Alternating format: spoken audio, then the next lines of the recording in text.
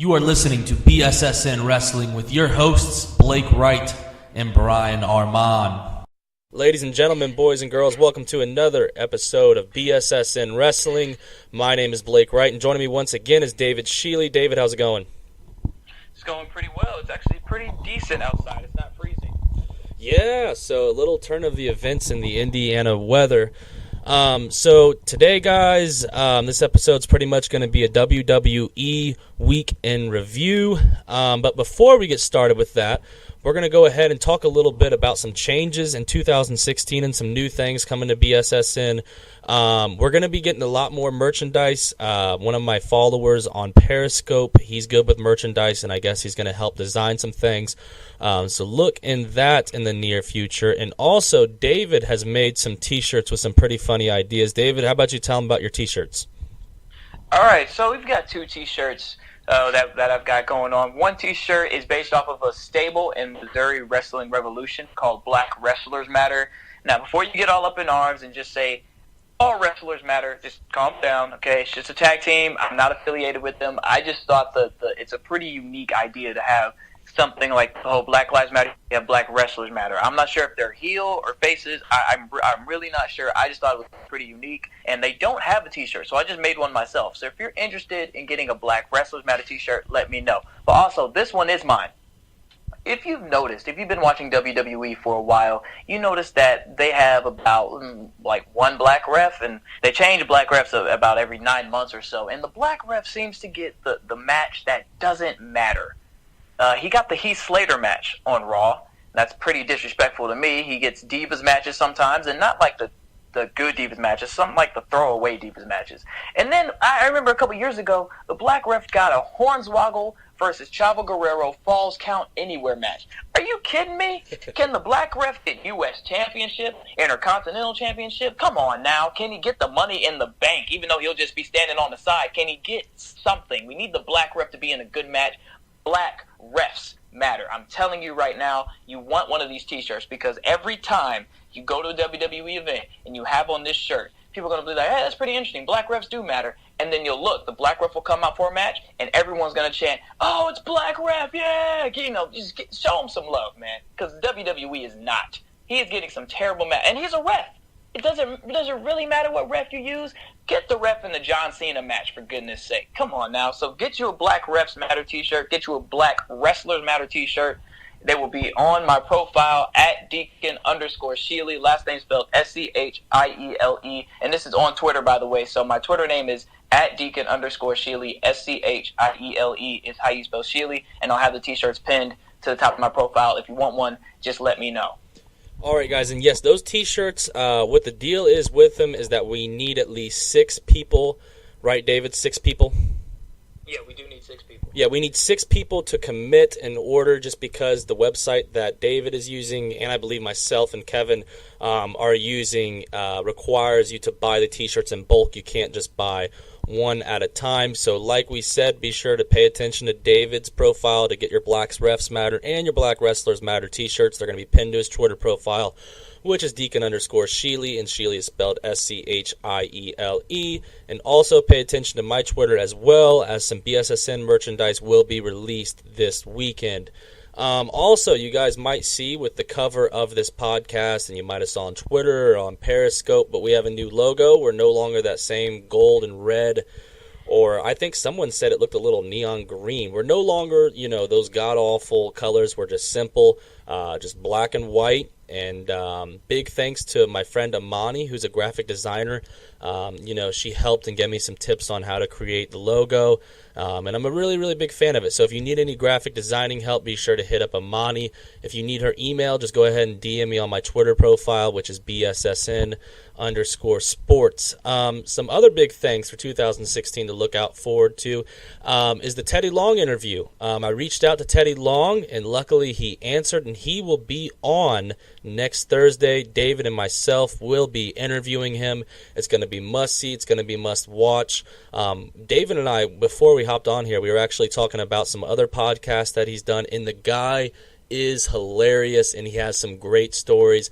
I'm telling you, it's must-watch, and it's going to be phenomenal. And also, we're going to have some new shows. I was talking to David about this, and we were kind of collaborating, going back and forth, and we've both agreed that we want to get some more shows.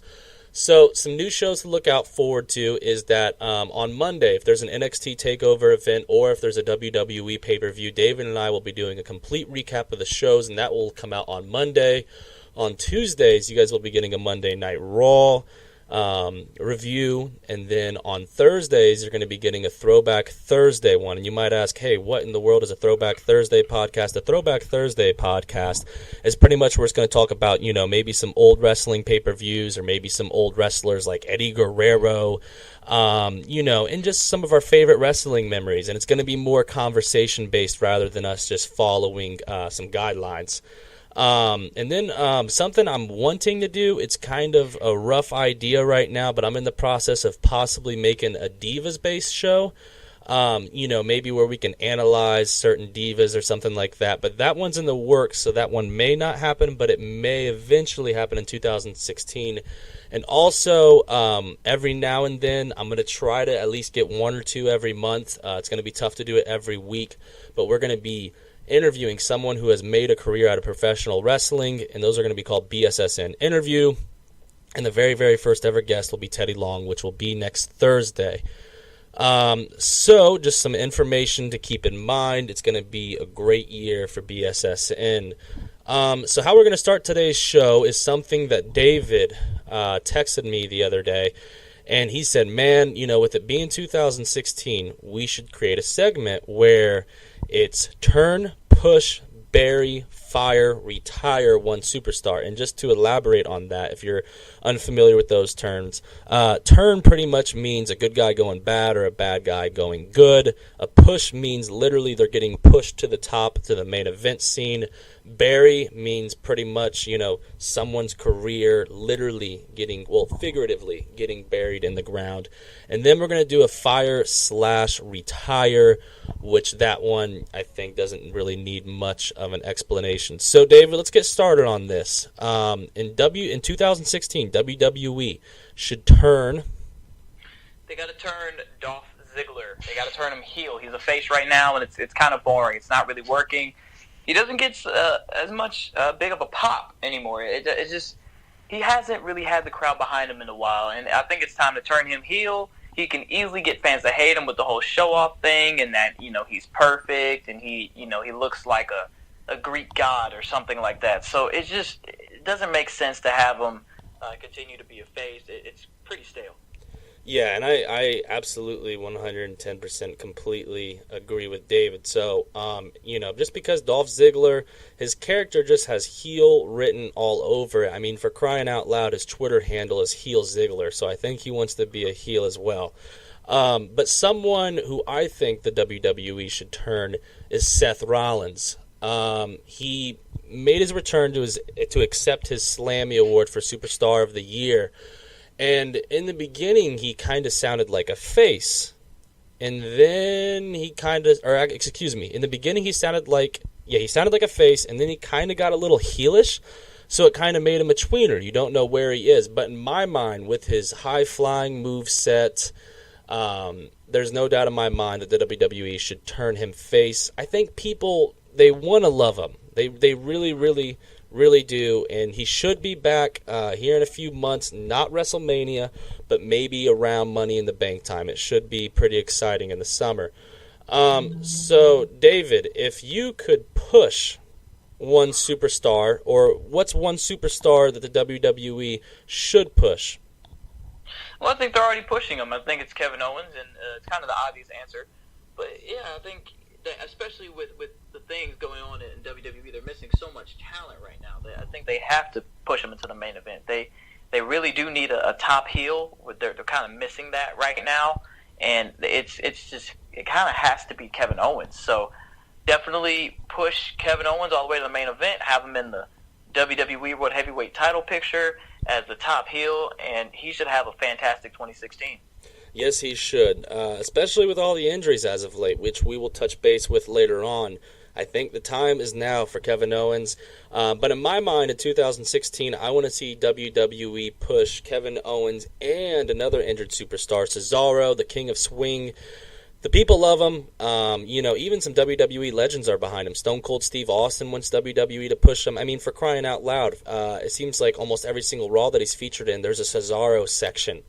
So people love him, and I think it's time for Cesaro. He's a great athlete and is easily the pound-for-pound strongest athlete that the WWE has to offer. So hopefully when he returns from his shoulder injury, the WWE does the right thing and gives the man a push.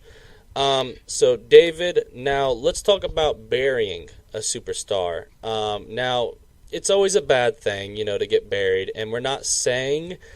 I mean, we could say, okay, WWE should bury the heck out of this guy. Or we could be saying, we'll specify on what we think, that the WWE will probably do this, unfortunately. So, David, okay, do you have someone that you want the WWE to bury, or do you, see someone getting buried by the WWE that you don't necessarily want to see? Yeah, I don't want anybody to get buried. I know how hard it is to be a WWE superstar. It takes a lot just to get there, to be at a good point where you're constantly on TV and then you kind of get buried. I don't like seeing that for guys that work so hard and rarely get to go home and travel all the time. So I don't want to see anyone buried, but I just have a pit, just this pit in my gut. The feeling that I have is the Lucha Dragons as a team get buried. I don't think they're going to be in the WWE Tag Team title picture for all of 2016. I don't think they're going to win the titles. I'm not sure if there's any tag team really on the level as the New Day. And I feel like the Lucha Dragons are next. I mean, they might even bury the Usos. Even though the Usos are supposed to be the top face tag team, man, I feel like they're going to get buried. And because there's nothing really you can do with them. It's like no one's really as over as the New Day. And the New Day, they're heels. So WWE's got to find a good face tag team to put at the top. And they shouldn't force the Lucha Dragons into that role. So I feel like they might try to do that, but it's not going to work, and they're going to end up burying them. Yeah, and I could easily see that because WWE, they need a face tag team to go up against the highly over New Day. And I think one team that comes to mind is a tag team in NXT that I could possibly see getting called up here soon and, feuding with the New Day. And that's Jason Jordan and Chad Gable. They're a very, very entertaining group. They're funny, they're entertaining, and at the end of the day, they're both fantastic wrestlers. Chad Gable was an independent wrestler for a long time. And Jordan Gable actually did some amateur collegiate wrestling at IU, so he's a hometown Hoosier done proud. So it'd be cool to definitely see him do some things. But maybe, that could be an exciting feud down the road. But someone, I guess, David, was very, very much like a face with what he said. But I'm kind of going to be a heel. I know one superstar that is on NXT that I think should get buried. One, because he doesn't care about the company. Two, because he's a guy that's gotten everything handed to him. And that man that I'm referring to is none other than the lone wolf Baron Corbin. Now, you're like, what do you mean he doesn't care about the company? You can tell that he knows nothing about what's going on in professional wrestling. At NXT TakeOver, I believe, the most recent one, he mistaken Apollo Crews, who's a former independent wrestler. He said that he should go back to Ring of Honor when Apollo Crews never wrestled a match in Ring of Honor. So there's my point A. My point B is that he's had everything handed to him. He didn't want to be a professional wrestler. He wanted to be a professional football player. He's a former member of the Arizona Cardinals, and he got cut. And I just don't necessarily see the it factor in him whatsoever. I think he's boring. I think he's stale, and he does not deserve to have a WWE contract. That's just how I feel about it. David, how do you feel about Baron Corbin? Like, do you agree with my comments?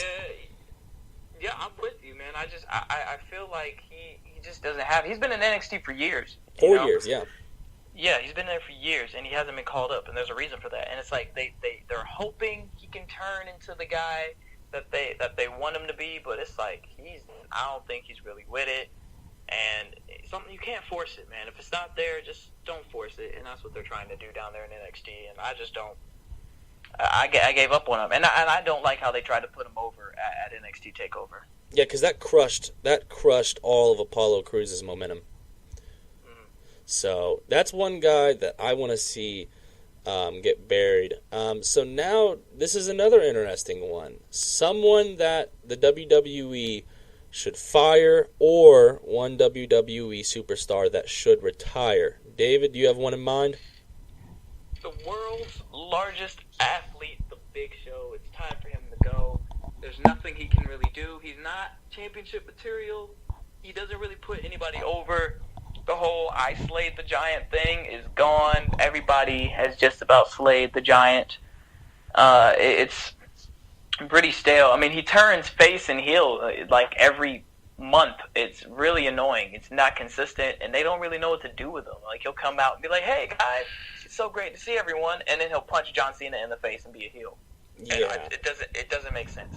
So just he's got to retire. He's a good mind. He's been in wrestling for a long time. He could do something backstage, kind of like Finley's doing, and it would be just fine. It's just there's no reason to have him out there wrestling, even if he is in shape. Just don't do it. Yeah, I completely agree with David. I think David said it picture perfectly. Honestly, I probably would have said something very, very similar. But just to summarize it, very, very brief, long story short, I 110% agree with David on that one. Hopefully the Big Show retires. But, David, I think we can agree on this. He does deserve a spot in the WWE Hall of Fame. Agree or disagree? Oh, absolutely. He's won every major singles title, so there's no reason for him to not be in the Hall of Fame. I'm just saying, as of right now, even as of last year, a couple of years ago, because he hasn't been in a serious world champion contender or anything in years. I remember he had a world championship run back in 2010, 2011, something like that, having feuds with Daniel Bryan and Mark Henry, but it's just, there's nothing you can do with the Big Show now. He's not this big, intimidating thing because he's been taken down. We've seen him taken down before. That's why you can't have him out there like, oh my God, it's the Big Show. What's going to happen now? Things have happened to the Big Show. Like, he's been beat. It's stale. So, but he's a Hall of Famer. He's had a fantastic career. So there's no disrespect to him. I'm just saying it's time. Yeah, it is long overdue, and I think it's time for the world's largest athlete to go ahead and hang up the boots. So let's hope it happens in 2016. So now let's go ahead and switch gears and go on to Raw. So usually we do every single segment, but to be honest, it's not like everyone watches every single segment. The true fan pretty much, he either DVRs Raw and fast forwards during the boring parts and only watches the main points, or if he's watching it live, he turns on Monday Night Football during the boring parts. So we're not going to necessarily, because we got a lot of things to talk about. This has been a crazy week in WWE. So pretty much we're going to be covering the main points of Raw in David and I's mind. So let's go ahead and start out with what opened up the show. Stephanie McMahon came out, and literally 5 seconds into her intro, Roman Reigns' intro hits, and he completely cuts her off. And then in there, Roman Reigns is talking about hope, and Stephanie went on to say that hope is not a strategy. And then Roman Reigns was talking about how if Vince screws him over in the main event of Raw, which was Roman Reigns versus Sheamus for the WWE World Heavyweight Championship, with Vince McMahon himself as the referee, which you guys saw at the end of last Raw when he kept on saying Happy New Year, pal, like 10,000 times. But anyways, I thought it was a pretty good segment because at the end, Roman Reigns ended it with a drop the mic like moment when he said, Stephanie, you won't be picking up your dad from the hospital, or excuse me, you won't be picking up your dad from jail tonight if he screws me over. You'll be picking him up from the hospital. I thought that was a great drop the mic moment. David, I thought it was a good little segment. I wish Raw would find a way to open up the show differently because it seems like, they literally open up the show with the same exact people every single week. But I was satisfied with this opening segment. I think it set the tone for the show. David, how did you feel about it? Yeah, it definitely set the tone for the show because that's what Raw's revolving around now. It's Roman Reigns is the champ, and the Authority is trying to find ways to screw him over. So that, you always want to open that up, and you want the show to start off with what it is, it revolves around, and at the end, everything is not completely full circle, but at a good enough point to where we can look forward to next week. Yeah, that we can. They've been doing good with that type of booking. It seems like every single week they're making Raw a must-watch. Like a few weeks back, the fallout from when Roman Reigns won the title. or, the return of John Cena announced and, all that stuff. And then they did it again with the announcement of Brock Lesnar and Paul Heyman's return, which will be next week. The last time we saw Lesnar was when he beat Undertaker at Hell in a Cell. It's been a very, very long time. But David, I'm excited to see the Beast incarnate. How about you? What do you think about it? Yeah, definitely. I think this is good for the WWE. They really do need him right now, and I think this isn't the time for Lesnar to do one match and leave, and I'm gonna come back in a couple months when I feel like no, they need him on a consistent basis right now. It's serious. It's pretty serious with all these guys missing, and we'll get to that a little bit later. But I'm excited to see Lesnar. I'm excited to see what he can do, and definitely if he's in the title picture, which I'm like 99% sure that he will be, then it'll be interesting. Yeah, so it's going to be interesting to see what he brings to the table. He's going to have a significant impact like he always does. And, that announcement right there in the beginning of the show was like, yep, there's a 110% chance of me watching Raw next week. So now let's shift gears and talk about the Divas. Pretty much the only highlight for the Divas during Raw was the match between Charlotte and Becky Lynch. And Becky's like, yeah, it's just a friendly match, And, you could kind of see Charlotte. She kind of had that mean mug looking, that resting bitch face, she had it going on hard, the RBF, and then bam, Ric Flair came out, so I was like, okay, Ric's there, I didn't know Ric was there, so it seems like Ric's going to be there now on a permanent basis, but anyways, the match started, and Charlotte has Becky Lynch won, and Charlotte is officially a full-blown heel, how do you, I love Charlotte as a heel, because I think as a face, she was kind of stale. And even as a tweener, right in the neutral between face and heel, I thought her character was kind of lacking. But as a heel, I think she makes that perfect mean girl, snobby, I'm better than you. Something that she put on Instagram this morning that I saw on my way to the gym was her saying that it's not cheating if it's your legacy. So if she makes that her little catchphrase, I love it. You know why? Because it's not a Ric Flair-like thing. You know what I mean? She's not going to be wooing anymore or anything like that. So I like that. It's not cheating if it's your legacy. So, David, how do you feel about Charlotte officially turning heel? Yeah, I think it's good because you talk about Ric Flair and you think dirtiest player in the game. And why would you cheer for a dirty player, right? There's no need to cheer for someone like that. So it makes sense for her to do that, and she needs her father, to be completely honest. It doesn't really make sense for her to continue this I'm a face, but my dad just so happens to be the dirtiest player in the game. Take advantage of that. He's your father, and you're learning from him. So it's in her nature. So she makes a good point with that Instagram post, which is kind of kayfabing it, but that's fine.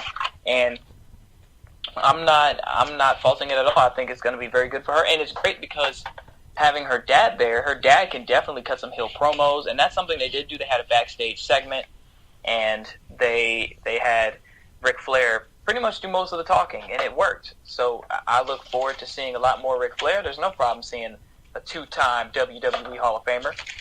So I'm pretty satisfied with it. No need to have her face. Yeah, so it's great to have Rick back, and they made the right decision when they turned her as a full-blown, complete heel. So let's go ahead and talk about the man that David and I both want to see get that push, and that's Kevin Owens. They've been booking Kevin Owens brilliant. He's pretty much been like the big bully. He beat Neville in an excellent match. There was a lot of, shooting star splashes and, all these flips from Neville. Neville was selling it great. For that clothesline, he did a backflip. For the DDT, I've never seen a DDT get sold that well. And Kevin Owens ended it with his pump-up power bomb. And then Ambrose, the Intercontinental Champion, was actually ringside. They were kind of promoting that Intercontinental Championship rematch, which will be on SmackDown tonight. And we won't be telling you the spoilers just because we don't want to ruin the show for you if you are planning on watching it. But, if you want to tweet at me during SmackDown, feel more than welcome to. I'll be willing to talk SmackDown with you. But anyways, Owens after the match, and Ambrose, they started going after it. and Ambrose ended up doing that elbow drop through the table. So, David, what was your favorite part of that segment? Was it the match? Was it the selling? Or was it the fallout at the end of the match? You got to give it up to Neville for the sell in that match, man. He made Owens look tremendous. It was great. I was like, wow. I mean, that's how you sell right there. And I give Neville all the credit in the world because he's super athletic, and he's definitely it's those athletic guys that are really able to sell very well. Evan Bourne was pretty good at selling, and Dolph Ziggler's also good at selling. So give credit to Neville for that, and I think that's an underlying part of professional wrestling. People think wrestling's all about, I'm going to do a flip here, or punch here, hit somebody with a chair. You got to be able to sell. You have to be able to sell. And being a seller that's super athletic and can do flips like Neville is a plus, because Triple H isn't a super flippy guy. You're not going to see him jump off the top rope or do anything like that, but he can sell the heck out of some moves in the wrestling ring. So I'm very impressed by Neville in terms of selling, and I guess it comes to a favorite part. I did like the fallout. I didn't like how the table was broken and was put right back together like it never happened, but I'll just act like whatever, you know. Yeah, I was a bit confused on why they put back the table. I've never seen that in all of my, 7 years of watching the product. I was really, really confused on why that happened, because if the table's broken, it's broken, damn it. So I was really, really confused by that. But anyways, yeah, I agree with him. Neville, give him all the credit in the world. He's a fantastic seller. And if you are trying to become a wrestler, a big thing to keep in mind is selling is damn near more important than your moveset. Selling is what, literally sells it to the fans. Like, oh, man, that hurt. And Neville right now with the Seth Rollins-less roster, he might just be the best seller that the WWE has to offer right now on the active roster. So pretty much after that, the Wyatt family, they weren't on Raw last week, but they were on Raw this week, where they interfered in the Big Show Ryback match, attacking Ryback, and then they went ahead and attacked Big Show, and then they proclaimed that the Royal Rumble is going to be theirs and that they're going to make a big impact in it. Do I see them winning it, though? Absolutely not. In my mind, Bray Wyatt will never, ever be the WWE World Heavyweight Champion, just because I think they're stuck at the mid-card forever, just because of their previous booking. I don't think you can save them anymore. But who knows? WWE has proven me wrong several times, and I'm just a mark, so who knows? But David, how do you feel about the Wyatt family? I mean, I'm glad that they got, some new people to fight with. I'm glad they're not fighting Team ECW anymore. But how do you feel about it? Well, I like the booking because they're winning. That's what's really important. That's been the problem. They had, the Wyatts come in and say, oh, they're the new face of fear. But every time they would try to be the new face of fear and scare somebody, they'd end up losing the feud. He lost the feud to Cena. That's one I can definitely remember. The one with The Undertaker, that didn't go off very well. He lost that match as well at Survivor Series and at WrestleMania. So it was like, well, what is the point? Why would you have someone be the new face of fear if they're not going to win? So they need to have them winning and put them over, man. Put them over a little. Beating Team ECW was good. And keep them on this winning streak, keep them pushing a little bit. I don't know if they're going to be stuck in the mid-card forever, but I do think there will be a day where Bray Wyatt is really pushed pretty heavy, and he's in the title picture. Being the champion, we'll see. I'm not really sure.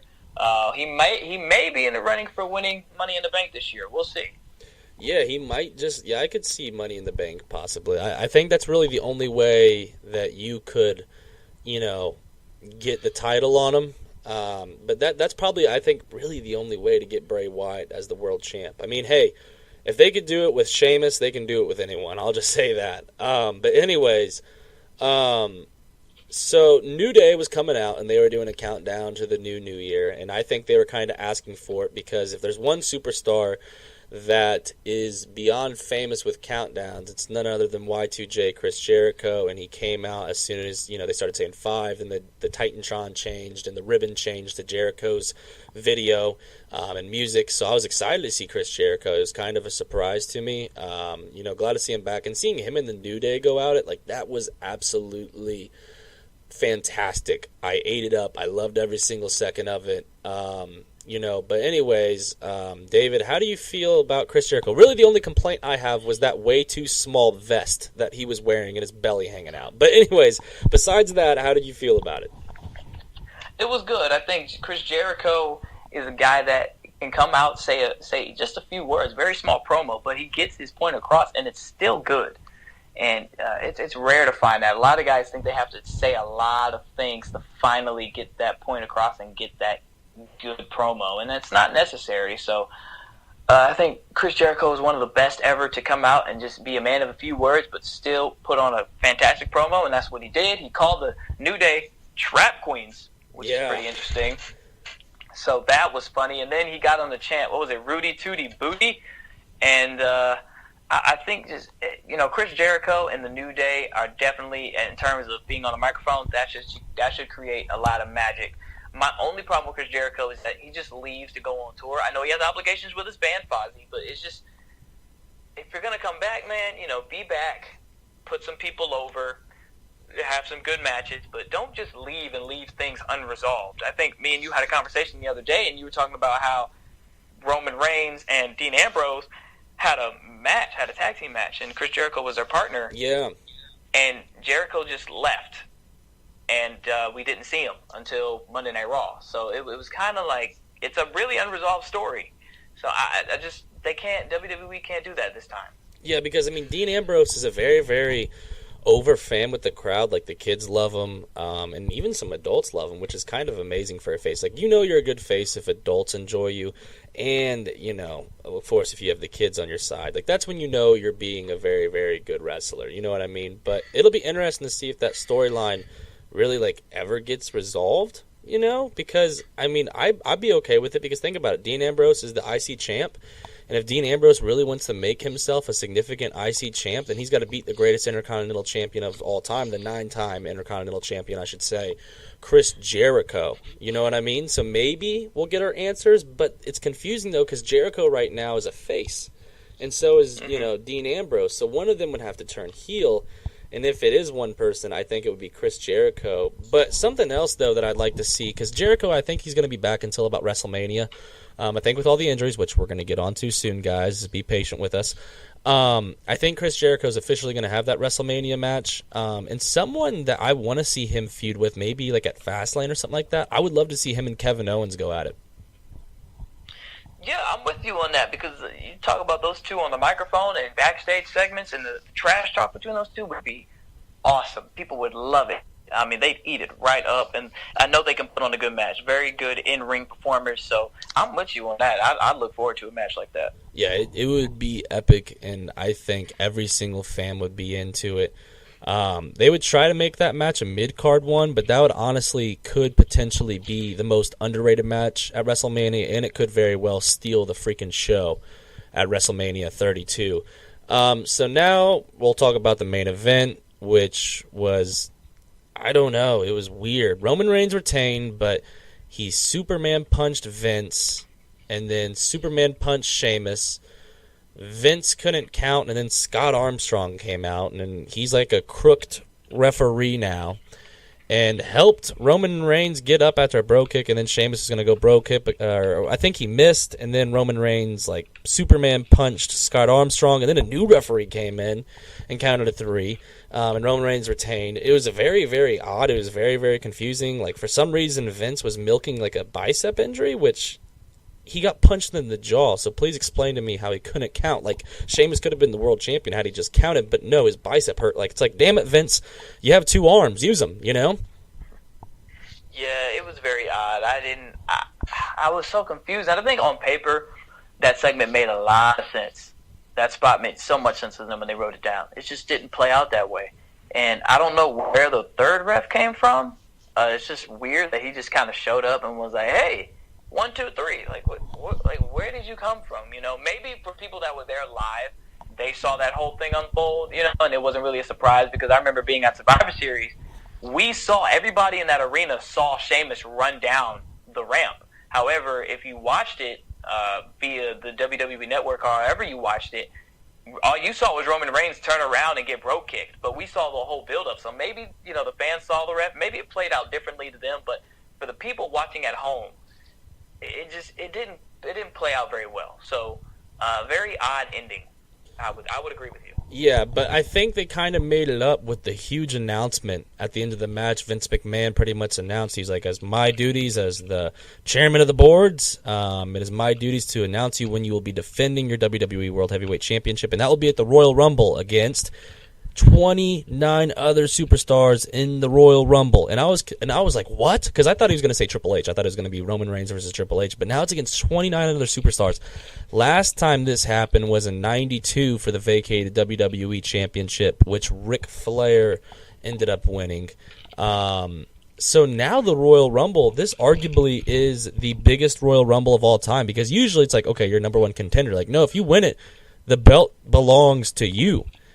And it is just mind-boggling. So how do you see this, panning out? Like, what do you see happen at the Royal Rumble, David? Like, I know it's very, very early, but what do you see happening at the Royal Rumble with the WWE World Heavyweight Championship? I'll ask you this. Will Roman Reigns still be the champion on January 28th? Yeah, it's hard for me to say no to that. I don't really see him losing it. I think that this whole, he's going against all 29 other men, and he's got this whole thing of it's one versus all thing. I think they're trying to really put him over, but maybe we'll see. I feel like they could go so many ways with this, because they could really help put some mid-card guys over, because they could have them have such a great Royal Rumble match and they last a long time and then finally get eliminated in the Final Four or something like that. It could really work. And Final Two, maybe it could end up being Brock Lesnar and Roman Reigns, and it might mess around and end it in a tie. Well, not a tie, but I would say, they both hit the floor at the same time, and they have to have sudden death overtime. And then it would, they could go a lot of ways with that, and that would set up a Reigns versus Lesnar 2 at WrestleMania 32. So I don't think that on the Raw after the Royal Rumble, somebody's going to come out and say, I'm the new WWE World Heavyweight Champion. I don't really see that right now. Yeah, and I agree with David, and here's some reasons why. Okay, backstage, Vince McMahon has loved Roman Reigns for 2 years, and they're trying to make him the new John Cena. And what made John Cena big was those over-the-coming odds victories. And Roman Reigns, his booking in the past, overcoming the odds, has kind of failed, At Survivor Series, he got cashed in on. At WrestleMania, before he was about to win it, Seth Rollins cashed in his briefcase. Like, he needs a signature win, and he needs to be solidified. And if he wins the Royal Rumble back-to-back years, then that will, make him the new face of the company. So it'll be very, very interesting to see how it folds. But I'll tell you what, if Roman Reigns doesn't win the Royal Rumble, either Triple H or Brock Lesnar will be the WWE World Heavyweight Champion. But if I'm a betting man, I'm agreeing with David. I am taking Roman Reigns. But I could see Triple H possibly winning it to set up a huge swerve, and I could see Brock Lesnar winning it. I kind of said Barack like Barack Obama. Sorry about that, guys. Brock Lesnar possibly winning it. Who the heck is Barack Lesnar? Yeah, Barack Lesnar. Yeah, no. Brock Lesnar, not Barack Lesnar. I must have been watching too much CNN or something like that before this. But anyways, it's going to be must-see. Last time this happened, like I said, was in '92 with Ric Flair. But David and I both agree that Roman Reigns will be leaving the Royal Rumble as the WWE World Heavyweight Champion. So this has been a crazy week in WWE. Early in the week, it was announced by WWE that they have officially signed from New Japan Pro Wrestling the phenomenal AJ Styles, Nakamura, Machine Gun Carl Anderson, and Luke Gallows, a.k.a. the former members of the Bullet Club. But now people are like, well, hold on, wait a minute. When they were all, in New Japan Pro Wrestling 2 years ago, who was the members? Oh, there's one guy missing, and that guy was Prince Devitt, who is now known as Finn Balor, who is the current NXT World Champion. So it looks like, and they've been tweeting it nonstop, that the Bullet Club is coming to the WWE. But I'm going to guess and say that they're going to be named the Balor Club, just simply because, Finn Balor, his T-shirt's already been made about the Balor Club.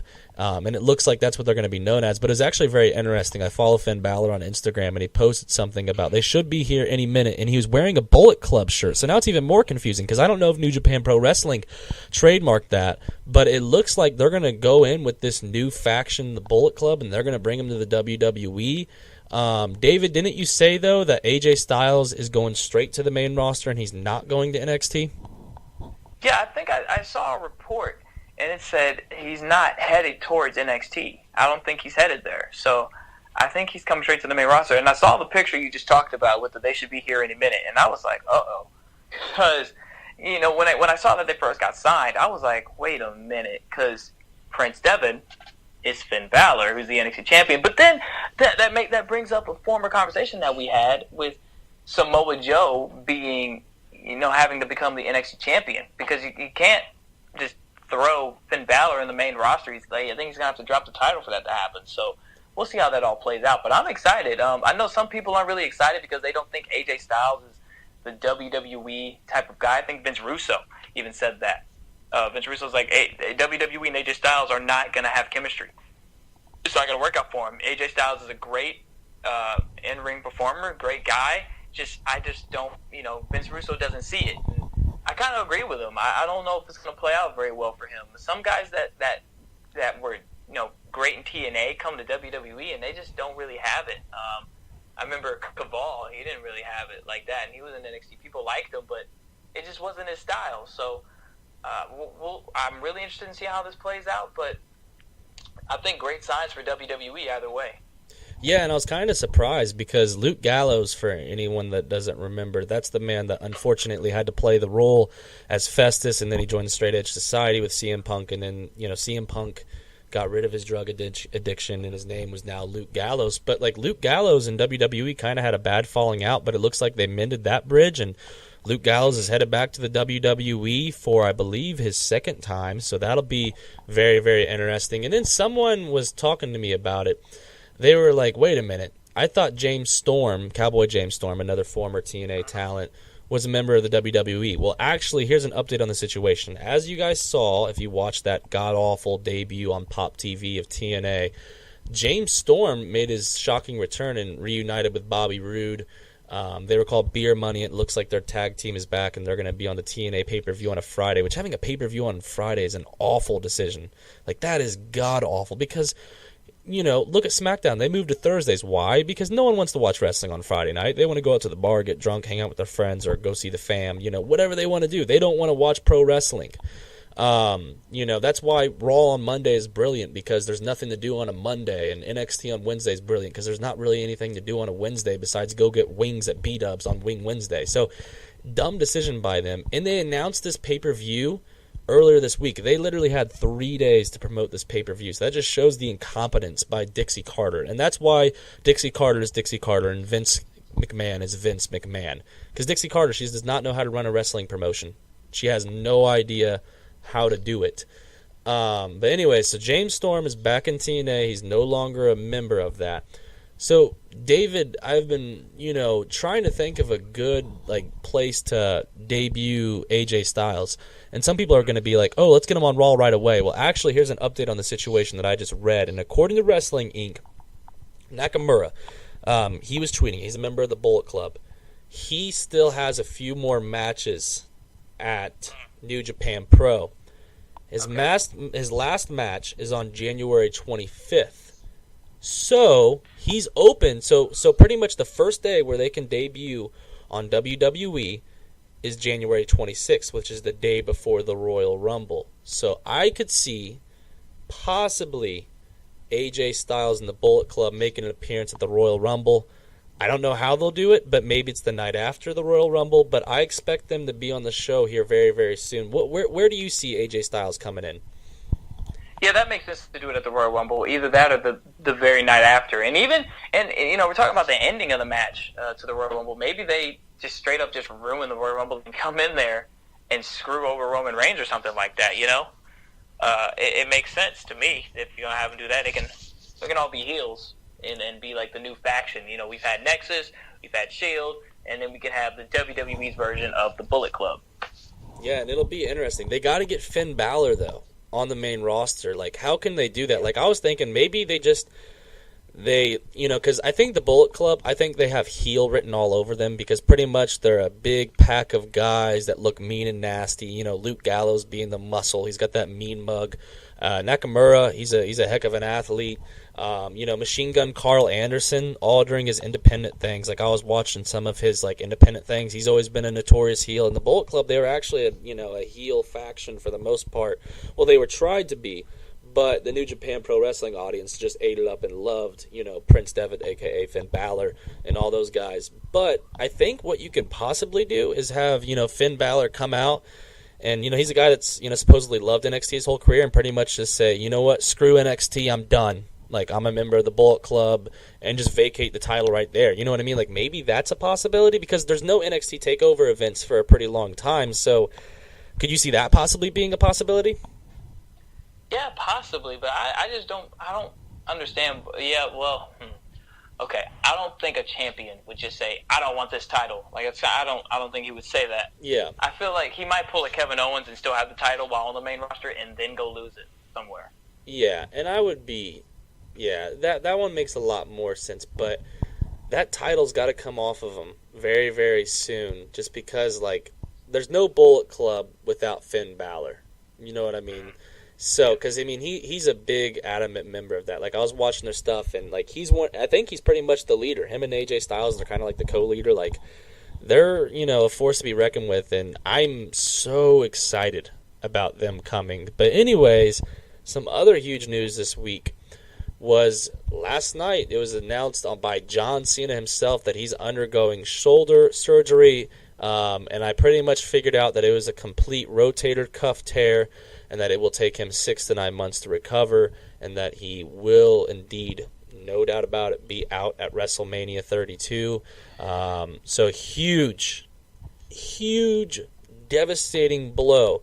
But before we talk about John Cena, I just want to run you down something. This is a mind-blowing fact. At WrestleMania 31, at the end of the show, Seth Rollins was the WWE World Heavyweight Champion. John Cena was the United States Champion. Daniel Bryan was the Intercontinental Champion. Cesaro and Tyson Kidd were the WWE Tag Team Champions. And Nikki Bella was the Tag Team Champions. And now you're just like, wait a minute, hold up. They're all hurt. Yeah, they're all hurt. And those are all very, very key wrestlers to WWE's success. And also, another name to add there, Sin Cara, who's a big member of the Lucha Dragons. You saw it last week on a spot where he got pulled off the ring by Big E. He dislocated his shoulder. So he's on the shelf for the time being. And then to make matters worse, people are like, oh, it's okay, they'll bring back Sting. Like, no, Sting has a neck injury, and his career is most likely done. The guy has hit that grandfather age. His ability is deteriorating, and he had that neck injury at Night of Champions against Seth Rollins when he took that buckle power bomb. Like, the state of the WWE is chaotic, and I think David tweeted it out last night, picture perfectly. The expectations for WrestleMania 32 are incredibly low. Like, David, like, how do you feel about all this, man? Yeah, they're missing so much talent, and I remember talking to this guy that wrestles. I do not remember where, man. Shout out, his name is the X-Man. That's his name. So if you're listening, man, shout out to you. I forget where you wrestle. I apologize. But we were talking at Survivor Series, and he was just saying WWE's got to rotate their talent. That's the problem. You have all these guys at the top, but they're not. They get hurt. And when they get hurt, you didn't rotate anybody. You don't have anybody right under them that's like, well, just push him because he's good. They're not rotating it. You had Cena, he's out, and then out. And even a guy who wasn't champion, Randy Orton, is out. Oh yeah, I forgot about Randy Orton. Yeah. Yeah, Randy Orton's out. So you're missing All these pieces, like what are they going to do? Well, this is what they get for not rotating their talent. You're supposed to put the different guys at the top. They put these 5, 6 guys at the top and just say, all right, guys, you guys are going to be wrestling the most. And it's like they expect them not to get hurt. And when they do get hurt, they have to fight through it. Cena's probably been fighting through that rotator cuff injury for a little bit, even though he took some time off. But, some guys get hurt and just fight through it and then realize, okay, I gotta go. I gotta take some time off. Yeah. So it's just, I don't like how WWE puts people at the top and just says, okay, keep wrestling and just keep doing it, you're at the top. rotate them, put somebody at the top. I'm not saying switch the title every other pay-per-view, but, you got to keep different people at top. You got to make it fresh. You got to make it as original as possible. Now you're having guys that are like, well, I don't really believe in him. Well, you never gave him a chance, and now you have to give him a chance, and hopefully they shine. So, I mean, this is what happens when you don't use your talent properly. So, WWE's in a very tough spot. And WrestleMania 32, they're going to have to pull something out of their behinds. And it helps that The Rock is going to be there, but, man, it's going to be tough. Yeah, here's the thing, and this is, people are like, okay, how come the John Cena injury is so serious? He was gone for like a month or 2 months, and the WWE just did completely fine with him. Well, here's why. At WrestleMania 32, The Undertaker was supposed to have his retirement match against John Cena, and now that plan is completely out the window. Undertaker doesn't have an opponent, so now, like, I'm trying to think of some guys, that Undertaker could face. Maybe Kevin Owens. Maybe he could put over Kevin Owens, and, Kevin Owens can say, hey, I'm the man that ended Undertaker's career. Maybe I saw someone tweet this at me, and I was like, that's kind of a crazy idea, but, they've never really clashed at WrestleMania, and I think it would be pretty cool. But I don't know how you feel about this one, David. It's kind of a wild card. It's kind of like a dark horse. But Dwayne "The Rock" Johnson versus The Undertaker. How would you feel about that? That's two old guys going at it. In the 90s, that would have been fantastic, but I don't even know if I'm really feeling that right now. But because then it seems forced. That's the thing. It's gonna be obviously forced. Like, really, like, well, we can't have Cena, so let's put The Rock in there, and it's kind of and once that match ends, Taker leaves and The Rock is gonna leave. They're not gonna be on Raw the next day. I wouldn't expect them to be. So it's like, that's it. It's crazy, but I think with the Cena injury, this means one thing, and that one thing is that The Rock has to wrestle at WrestleMania 32. He has to, because it's lacking star power.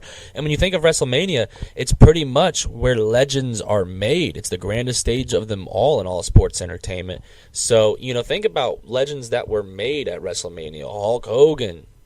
You could say Eddie Guerrero, you could say Brock Lesnar, you could say The Rock, you could say John Cena. I could go on and on for days. You could say Stone Cold. Like, it sucks because there's absolutely no star power. You know what I mean? Mm-hmm. It's going to be tough. And, maybe, I think this means one thing. Like, pretty much last night I put out a poll on Twitter, and I checked it right before I got here on, the podcast. I said, and this was, kind of before the WWE announced that the Bullet Club is possibly coming to the WWE.